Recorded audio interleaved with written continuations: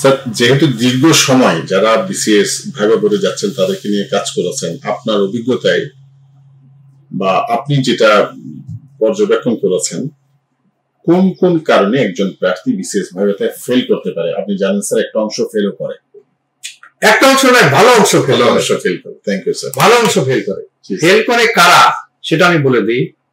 এক, এই যে তুমি খানিকক্ষণ আগে বললা যে স্যার শেষে বলতেছে ভাবতেছি আমি প্রস্তুতি নিব কিনা ভাইবার। জি স্যার। তার কোনোটা পাশ করে নাই, কোনো কিছু নাই, তার সামনে একটাই মাত্র পাখি আছে হাতে যে আমার এবার ভাইবা দিতে হবে। তার তো নাওয়া খাওয়া ছেড়ে কোমরে গামছা বেঁধে তার ভাইবার জন্য প্রস্তুত, কিন্তু সে বলতেছে এখন আমি ভেবে দেখতেছি। এই ধরনের যারা সিরিয়াস নয় তারা ফেল করবে। নামাজ পড়লাম না, রোজা করলাম না, কোনো কিছু করলাম না, পিপাসার্ত বিড়ালের মুখে পানি দিয়ে একজন বেহেশত পাইছে, আমিও পাবো, এরকম প্রত্যাশা করা ঠিক না। আল্লাহ তাআলা এটা স্পেশাল ফেভার করে পিপাসার্ত বিড়ালের মুখে পানি দিয়েছে, দেখে আল্লাহ তাকে ডিক্লেয়ার করে তুমি বেহেশত পাবো। আমি যদি মনে করি আমি বিড়ালকে পানি খাওয়া আমি বেহেশত পাবো, এটা তো ঠিক না। ওটা আল্লাহ স্পেশাল ফেভার করেছে। ভাইবাতে খারাপ করার প্রধান কারণ হলো সিরিয়াসনেসের অভাব। 2 নম্বর হলো আজকাল এটা ব্যাপকভাবে ছেলে মেয়েরা অনেকেই বাবা মার কাছ থেকে ভালো টাকা নেয়, আব্বা আমি ভাইবা দেব।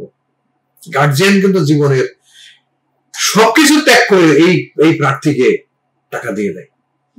এই টাকাটা এরা পড়াশোনার পিছনে ব্যয় না করে, বই না কিনে, কোচিং সেন্টারে ভর্তি না হয়ে, বন্ধুদের সঙ্গে ডিসকাশন না করে এরা অন্যভাবে ব্যয় করে। এর একটা ক্ষুদ্র অংশ ব্যয় করে। দেখো, ইনভেস্টমেন্ট করলে তুমি রেজাল্ট পাবো। আর এটা ইউনিভার্সাল ট্রুথ যে এডুকেশনের পিছনে ইনভেস্টমেন্ট এখন পর্যন্ত পৃথিবীতে শ্রেষ্ঠ ইনভেস্টমেন্ট। তুমি বই কিনবা না, কোচিং সেন্টারে ভর্তি হবে না, পড়াশোনা করবা না, পেপার কিনবা না, তুমি এই টাকাটা অন্যভাবে ব্যয় করতেছো। আমি অনেককে পেয়েছি, আমি তো এখন গার্জিয়ান লেভেল, গার্জিয়ানরা আমার সঙ্গে কেউ কেউ সরাসরি যোগাযোগ করেন যে স্যার আমার ছেলেটাকে আপনার কাছে দিয়েছি, কেমন? 2-1 জন আমার বাসাতেও থাকে। এবছর আমার বাসাতে একজন আছে, তার আব্বা পাঠিয়ে দিয়েছে, যা আমার বাসায় সে পরীক্ষা দিচ্ছে। কিন্তু তাকে যদি আমি খুব সিরিয়াস দেখি সে ঘুমাচ্ছে, তাকে একটা রুটিন দিয়ে দিয়েছে। চলাফেরার জন্য কিছু কিছু নম্বর কম পায়। প্রতি বছরই এরকম হয়। মে আই কামিং স্যার বললো, এসে সামনে যে চেয়ারটা থাকে চেয়ারে বসে পড়ে।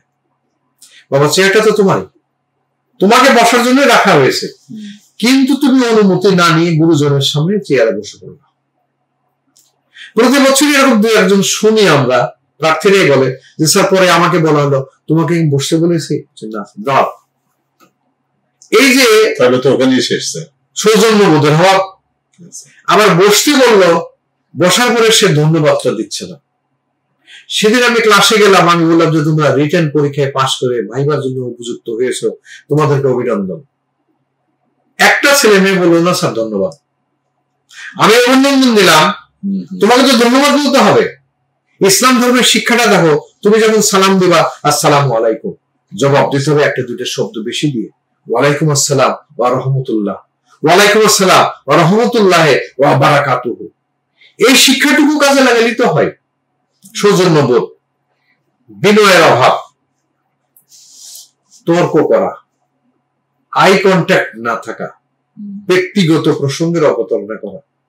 সবচেয়ে বেশি মার খায় আঞ্চলিক কথা, আঞ্চলিকতা। সৈয়দ মুস্তফা আলী, ডক্টর মোহাম্মদ শহীদুল্লাহ তার কাছে গিয়েছিলেন। সৈয়দ মুস্তফা আলী কাবুল বিশ্ববিদ্যালয়ে ভিজিটিং প্রফেসর ছিলেন না, তুমি গিয়ে শহীদুল্লাহ সাহেবের কাছে, এই গল্পটা আমার শোনা, তবে সত্য ঘটনা, যে বললে আমি তো কাবুল বিশ্ববিদ্যালয়ে গিয়েছি, আমি এখানে ভিজিটিং প্রফেসর আছি। ডক্টর মোহাম্মদ শহীদুল্লাহ অনেকক্ষণ চুপ থেকে বললো, মুস্তফা তোমার কথা থেকে তো এখনো কমলালেবুর গন্ধ বাইর হচ্ছে। কমলালেবুর গন্ধ বাইরে উনি সিলেটের আঞ্চলিক ভাষায় কথা বলতেছেন। ডক্টর মোহাম্মদ শহীদুল্লাহ উনি তো বৌদ্ধ মানুষ, উনি একটা মেটাফরিক্যাল ভাবে উনি বুঝিয়ে দিলেন যে তোমার আঞ্চলিক ভাষা পরিহার করতে হবে। ভাইবা বোর্ডে আঞ্চলিক ভাষা, আমি তোমাকে বলি তোমার চট্টগ্রাম অঞ্চলের ছেলেমেয়েরা বেশি আঞ্চলিক কথা বলে, বেশি। এরা কেন জানি এরা মানে এটা অ্যাভয়েড করতেই পারে না।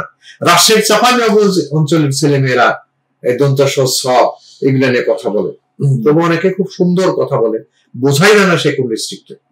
ইংলিশে কথা বলতে না পারে।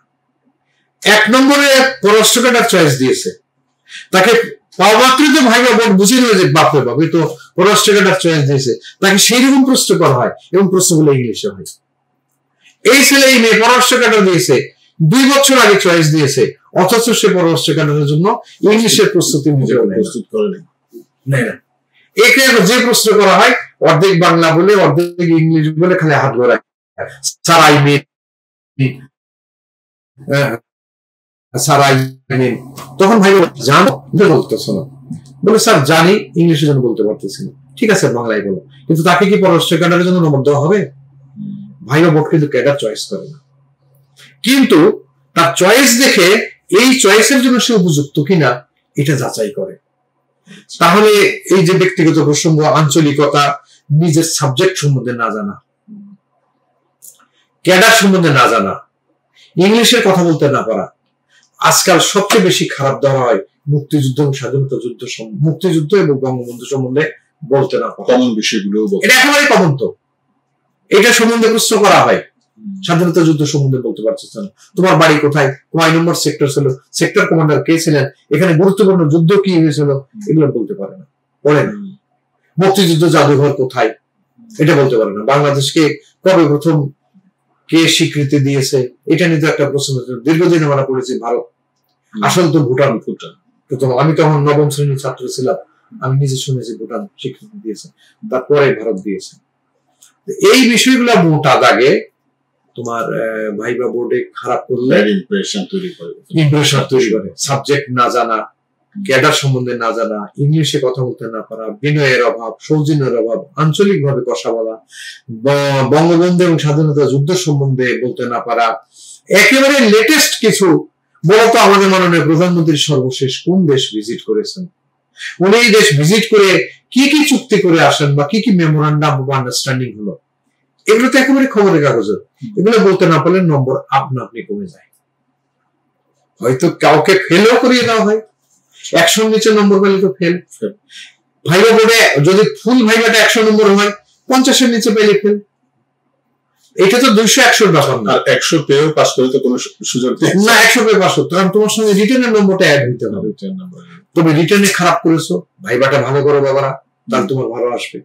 রিটেনে ভালো করেছো, ভাইবা ভালো করো, তোমার পছন্দের ক্যাডার হবে, তোমার পছন্দের ক্যাডারের উপরের দিকে তোমার নামটা যাবে। এখানে তো স্যার অনেকগুলো প্যারামিটার আছে, অনেকগুলো।